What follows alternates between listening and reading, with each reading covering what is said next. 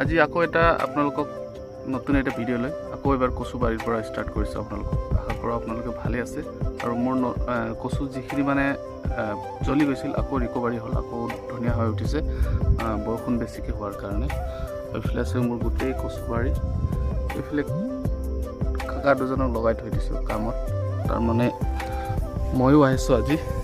আৰু এইফালে পূৰা মাটি চহাই আছোঁ, খুব ধুনীয়া কচু, একদম ধুনীয়া আছে। এইফালে আছে, এইফালে দুজন খুৰাহঁতক মানে লগাই দিছোঁ আজি, ময়ো আহিছোঁ লগতে। একদম ধুনীয়া হৈছে কচু বাৰী, একদম খুব ভাল হৈছে।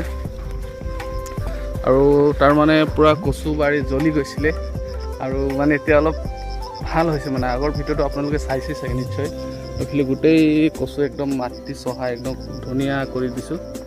আৰু একদম অলপ আমাৰ কাকাৰ লগত কথা পাতিব লাগিব ন। কাকা কি কয়, একদম বঢ়িয়া নে? একদম মাটি এখন কচুটা কি হৈছে? কিন্তু মই মানে আদিবাসীটো অলপ মানে আপোনালোকক মানে অলপ আদিবাসীও জানো, চব ভাষাই জানো।